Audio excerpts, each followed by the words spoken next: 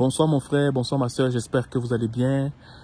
Ici votre frère l'Afro-Canadien. On va parler d'une petite affaire qui m'intriguait quand j'étais en train de faire ma petite cuisson à l'extérieur. Et je me suis dit que je vais vous partager ça pour qu'on puisse voir comment on peut changer cet aspect afin de profiter et de bénéficier de ce que le Canada peut nous offrir en fait. Vous savez, quand on vient ici, on vient parfois comme étant travailleur qualifié, travailleur temporaire, étudiant et tout ça, regroupement familial, bref. Et l'erreur qu'on fait, c'est juste c'est juste se contenter du statut qui nous a été donné pour arriver au Canada. C'est déjà que si je viens au Canada, on m'a fait venir au Canada pour que j'étudie. Par conséquent, j'étudie. On m'a autorisé à entrer sur le territoire canadien pour pouvoir travailler temporairement pour un employeur. Par conséquent, je travaille temporairement pour cet employeur-là. On m'a fait venir comme résident permanent. Par conséquent, vu que j'ai eu la qualification pour étant résident permanent, fait que je viens comme résident permanent, je m'arrête là. Mais entre les lignes, le Canada ne t'offre pas seulement ça. Le Canada t'offre aussi les opportunités qui vont avec ça. Je recommence. Le Canada ne t'a pas seulement offert le fait de venir étudier sur son territoire. Le Canada ne t'a pas seulement offert le fait de venir travailler temporairement sur son territoire.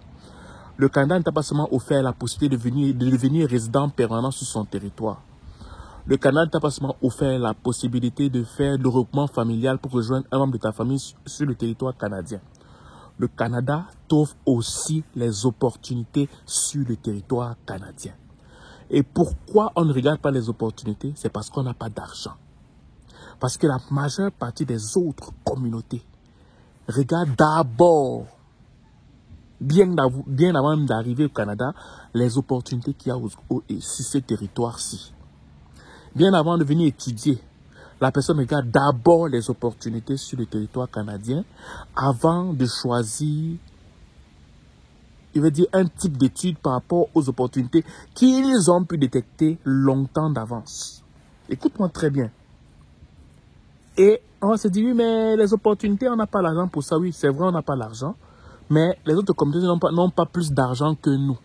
Mais là, la différence, qui sont la possibilité de s'unir 3, 4, 5, aller faire un prêt bancaire pour mettre en place un business, pour mettre en place quelque chose qui va rapporter de l'argent pour toutes les familles qui ont économisé, qui ont eu le courage d'aller de prendre un risque, d'aller prêter de l'argent à la banque pour pouvoir mettre en place tel ou tel business pour pouvoir nourrir tout le monde. Je recommence. Pourquoi on ne regarde pas ces opportunités? C'est parce qu'on n'a pas l'argent. Pourquoi on n'a pas l'argent? C'est parce qu'on n'a pas la possibilité d'être unis pour aller faire un prêt bancaire, afin de mettre en place un business qui va rapporter pour toutes les personnes qui ont eu le courage de faire ce prêt bancaire et mettre en place ce business-là. C'est aussi simple que ça. Ce n'est pas parce que les opportunités ne sont pas là. Ce n'est pas parce qu'on n'a pas vu ces opportunités. C'est parce qu'on refuse même de voir ces opportunités. Parce qu'on se dit qu'on n'a pas l'argent pour mettre en place ces opportunités-là. Et moi, je viens contredire cette idée. Parce que les autres aussi n'ont pas plus d'argent que nous.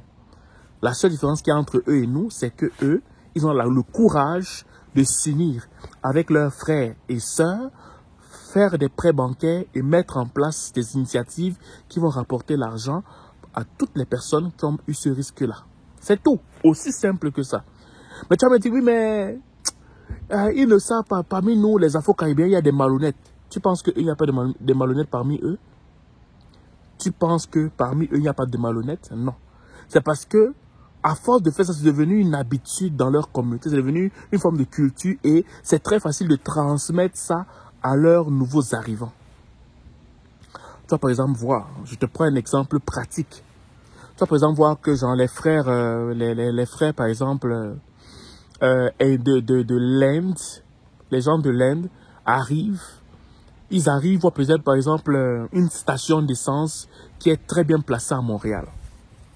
Ils vont se dire que bon, si on est 10, par exemple, on va faire un prêt bancaire. Je te prends un exemple comme ça. On va faire un prêt bancaire pour prendre cette station d'essence. OK? Si on part faire peut-être un prêt de 3, 4, 5 millions de dollars, on prend cette station d'essence. Si on arrive à faire ça, nous sommes 5. cette station d'essence va nourrir toutes les 5 familles.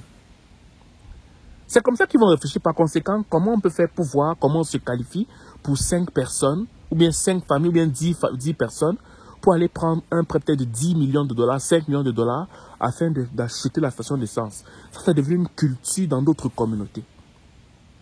Ou tu vas par exemple voir beaucoup d'Asiatiques, ils vont avoir des dépanneurs dans des positions bien stratégiques dans la ville de Montréal.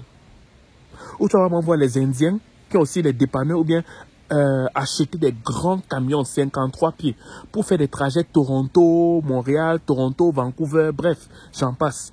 Ils vont s'unir, ils vont dire, ok, bon, nous, pour qu'on ne dépende de personne, on va acheter 3-4 grands camions. Et ça va nourrir telle famille. Oui. Et il y en a même qui vont même jamais conduire. Ils vont aller faire des prêts pour que quand, par exemple, son fils va grandir, il va prendre le même camion pour conduire. En fait, c'est un peu cette idée-là que d'autres communautés ont. Ils ne se contentent pas seulement du fait qu'ils viennent ici pour être résidents permanents. Oui, ils ont un emploi. Hein. Quand je te parle de ça, ils ont un emploi. Ils vont peut-être prendre même ce camion-là, ils vont embaucher des gens, mais lui, il a toujours son emploi pour lequel il est venu ici au Canada. Je ne te parle même pas des Juifs. Les Juifs sont les maîtres dans l'art. Je ne te parle pas des Juifs, ils sont les maîtres. Tu vas voir que les Juifs, ils ont quasiment toute une municipalité, tout un quartier, ils ont des maisons.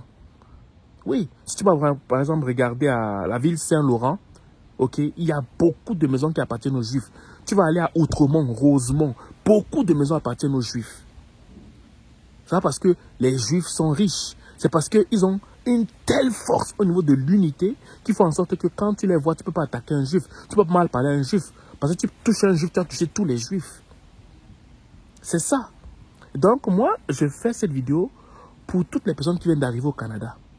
Les frères d'Afrique et des Caraïbes, ne regardez pas seulement au fait que vous êtes arrivé ici parce qu'on vous a permis de venir comme étudiant, permis de venir comme résident temporaire, résident permanent. Non, tu peux aller au-delà de ça. Au-delà de ça. On peut aller au-delà de ça. Et si on a un petit courage de faire confiance à un frère, à une sœur, et on commence à développer cette habitude-là, on laisse un très grand cadeau à nos enfants et les enfants de nos enfants dans peut-être 50, 60, 70 ans, 80 ans. L'habitude d'être unis. L'habitude d'investir ensemble, de travailler ensemble pour un futur meilleur pour nos enfants. Voilà. Donc, c'est ce que je voulais vous transmettre comme message. Et pour toi qui viens d'arriver, si tu viens juste d'arriver, tu es perdu, tu ne sais pas comment ça se passe. Sinon, on fait des rencontres virtuelles. On fait des rencontres virtuelles pour les nouveaux arrivants et pour les personnes qui sont en enchaînement ici au Canada et qui aimeraient donner leur expérience, les conseils aux nouveaux arrivants en fait. Si c'est ton cas, enregistre-toi. Si tu m'écoutes sur YouTube, sur le lien qui est en bas, sur Facebook, le lien qui est en haut, tu cliques, tu t'enregistres, puis on se voit pour la rencontre. La prochaine rencontre, je pense, c'est le 21 octobre. Ok? Enregistre, on va bien discuter, on va parler de tes difficultés, de tes challenges, et tu vas voir que ça va être très plaisant, et tu vas voir que tu auras la tranquillité d'esprit. Et on fait aussi notre rencontre en présentiel, le 2 décembre, Ok, l'entrée, c'est juste $8 pour payer la salle. Donc, si ça t'intéresse, tu t'enregistres quand même, ok, tu prends ton billet pour le lien qui est en bas, pour YouTube, lien qui est en haut sur Facebook, ok, voilà. Sur ce, on se voit pour la prochaine vidéo.